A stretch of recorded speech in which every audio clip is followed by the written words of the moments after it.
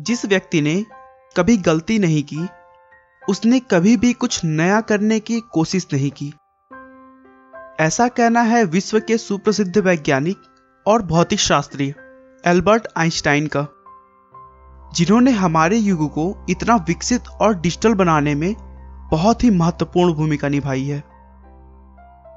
वह अपने सापेक्षता के सिद्धांत और द्रव्यमान ऊर्जा समीकरण के लिए विख्यात हैं। इस फार्मूले का उपयोग मुख्यतः एटॉमिक बम बनाने में किया जाता है, जिसके लिए उन्हें फिजिक्स के नोबेल पुरस्कार से भी सम्मानित किया गया था। दोस्तों, आइए हम उनके बचपन में चलकर उन्हें अच्छे से जानने की कोशिश करते हैं। आइंस्टाइन का जन्म 14 मार्च 1879 को जर्मनी के यूम शहर में हुआ था। उनके पिता का नाम हर्मन आइंस्टाइन था, जो कि एक इंजीनियर और सेल्समैन थे। जब आइंस्टाइन पैदा हुए थे, उस समय उनका सर उनकी शरीर के हिसाब से काफी बड़ा था। शुरू से ही वह अन्य छोटे बच्चों से अलग थे। वह छोटे बच्चों की तरह बिल्कुल भी शरारतें नहीं किया करते और एकदम शांत तरीके से रहते थे। दोस्तों, बच्चे पैदा होने के बाद अक्सर 1 या फिर 1.5 साल में बोलना शुरू कर देते हैं, लेकिन उन्होंने बोलने में 4 साल लगा दिया था और करीब 9 साल तक अच्छे से नहीं बोल पाते थे, जिससे उनके माता पिता को उनके भविष्य की चिंता होने लगी थी। आइंस्टाइन को अपने उम्र के बच्चों के साथ खेलना भी बिल्कुल पसंद नहीं था। उन्होंने अपनी कहीं अलग ही दुनिया बना रखी थी। उन्हें हमेशा संडे का इंतजार रहता था, क्योंकि उनके पापा उन्हें हर संडे किसी शांत जगह पर घुमाने ले जाते थे और वहां बैठकर आइंस्टाइन पेड़ पौधों और इस ब्रह्मांड के बारे में सोचते रहते थे। उनके मन में हमेशा यह बात रहती थी कि आखिर ये दुनिया चलती कैसे है।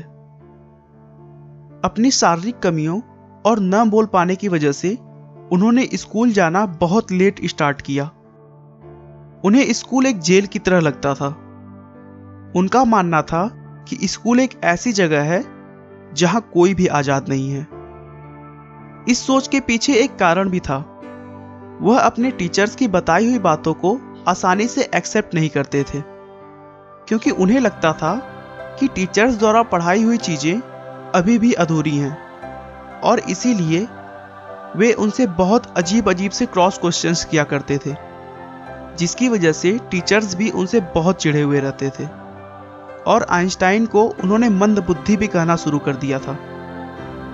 बार बार मंदबुद्धि कहने के कारण आइंस्टाइन को एहसास होने लगा कि मेरी बुद्धि अभी विकसित नहीं हुई है, और एक बार बात बात में उन्होंने अपने एक टीचर से पूछा कि सर, मैं अपनी बुद्धि का विकास कैसे कर सकता हूं। टीचर ने एक लाइन में कहा, अभ्यास ही सफलता का मूल मंत्र है। टीचर की उन बातों को आइंस्टाइन ने अपने दिमाग में बिठा लिया और एक दृढ़ निश्चय किया कि अभ्यास के बल पर मैं एक दिन सबसे आगे बढ़कर दिखाऊंगा। उसके बाद से तो मानो उनकी जिंदगी बदल गई और अपने कठिन परिश्रम और अभ्यास की मदद से उन्होंने मैथ और फिजिक्स में महारत हासिल कर लिया, जिसके बाद उन्होंने बहुत सारे अद्भुत खोज किए, जैसे सापेक्षता के सिद्धांत, द्रव्यमान ऊर्जा, गति प्रकाश के ऊष्मीय गुण और भी बहुत।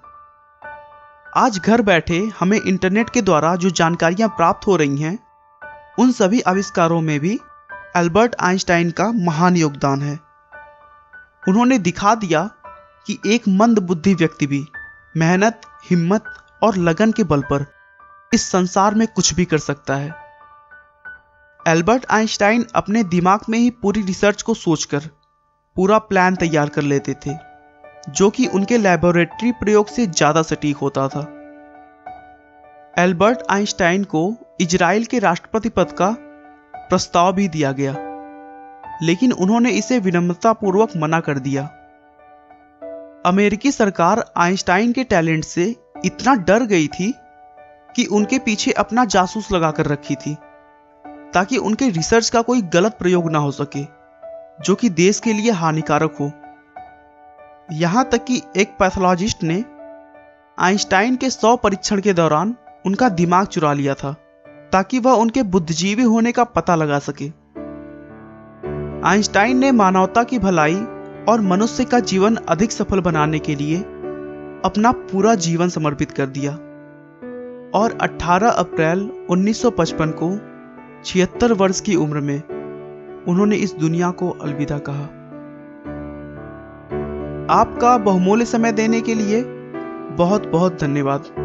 इस वीडियो को लाइक करके आप हमारा मनोबल बढ़ा सकते हैं। मैं हर रोज एक नई इंस्पिरेशनल और मोटिवेशनल वीडियो के साथ आता हूं। दोस्तों, अगर आप हमारी वीडियो को मिस नहीं करना चाहते तो कृपया चैनल को सब्सक्राइब कर लें। आपको यह कहानी कैसी लगी हमें कमेंट करके जरूर बताएं। धन्यवाद।